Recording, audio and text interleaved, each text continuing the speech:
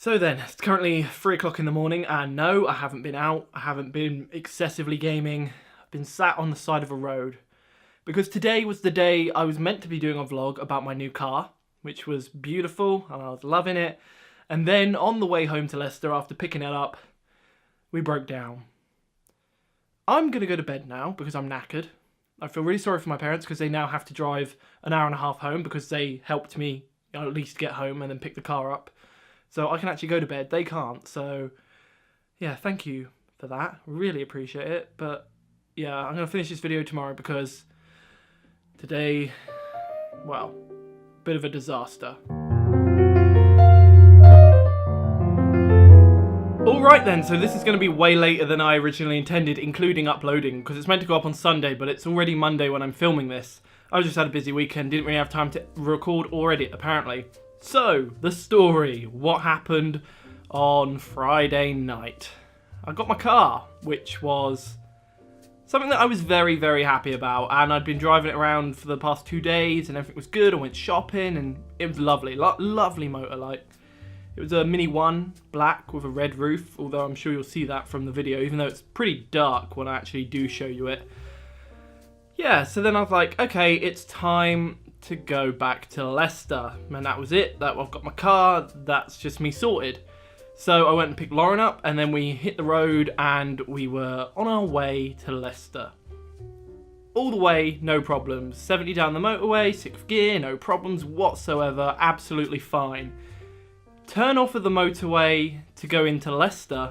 At the bottom of the ramp, I don't know what you call it, when you come off the motorway, just before the roundabout, everything in the car goes off. The lights, the music, just everything. And then straight back on. It was like a flash. Like you could have blinked and missed it, which was weird. And I was like, oh, what was that? And then I noticed, the engine's not running. And my problem was the car is very quiet. So I didn't actually notice straight away that the engine wasn't running until I was in like, I think there was 2 or 3 cars around me and I just wasn't moving. I was like, oh crap. I assumed I'd stalled it, although there wasn't any like clunk or anything like that. So yeah, it just stopped. And I was stuck on the right hand lane of a 2-lane off ramp, if that's what you want to call it. And there were cars all around me, and yeah, it was not an ideal situation. The car was just dead. I assumed that I had stalled it, even though we have now established that that wasn't the case. And I don't know how I would have stalled it anyway, because I had the clutch fully held down when it happened. Yeah, I was stuck, and I got my hazards on, and then I was just stuck in the middle of the road, and I couldn't know what to do. I thought maybe I'd flooded it, so I was like, I'd heard that you had to leave it for like 20 minutes if it is flooded, just to let everything settle down, and then try again. I tried again, I did that twice. We were there for 40 minutes. Then I tried just once more, so we were there for about an hour and a half, just waiting. And at that point I was like, okay, it's time to actually call someone and get some help. So I was most concerned about it actually being on the road still, which was like, there were cars having to go around me, and that it was just that my hazards had to be on. So I called AD, first of all, because I needed help pushing it, because me and Lauren tried originally. Now what happened is I got Lauren to sit in it so she could steer it and brake while I pushed from the front. But considering this was on a hill, probably about that steep, me pushing on my own, a Mini, they're pretty heavy, like for a small car. Yeah, it wasn't working.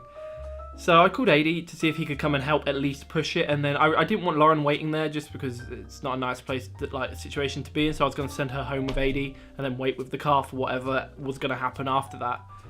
And AD was at work, and he wasn't going to be out of work for like 3 hours, so that was a no-go. After that I was didn't really know what to do. See, the problem was, because I just got a car after about 2 years, I had only just booked my roadside recovery, and it didn't start until midnight the next day. So I'm here stuck on the side of the road, no recovery options. I had to call my parents. I really didn't want to do it because I just got the car and I was like, everything's set. I said to him, don't worry, I'm going to be fine, and then I break down.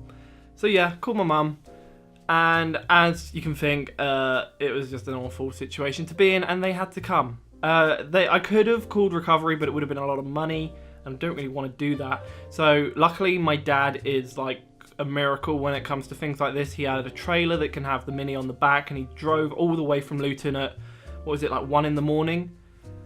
So yeah, that was a bit of a godsend. And in the meantime, I decided to rethink my pushing strategy. So I got where the steering wheel was, and I got Lauren in front of the car, and I put my back on the side pillar and literally just pushed it backwards while steering. And like, if I needed to put my foot on the brake quickly, I could, with Lauren in front, and we got it like 20 meters up the road and into a hard shoulder, so it was way safer anyway. So after that, we just had to wait for my parents to show up to actually pick us up and get home and hopefully sort the car. And then probably an hour later, so probably about half an hour before my parents get there, I sit in the car with Lauren and I say, do you know what would make this evening even better is if my parents broke down. Literally 2 minutes later, not even joking, get a call from my mum. They hit something on the motorway, it burst their back tyre, and they're now crawling down the hard shoulder trying to get to like a rest stop so they can change the tyre. You couldn't make it up. It was ridiculous. So that happened. After that, nothing eventful happened. We tried to start in the car again, still wasn't working, so it was definitely not flooded or anything like that. And then eventually my parents showed up. I think by this time it was about 2:30 in the morning, something like that. My times might be a bit off.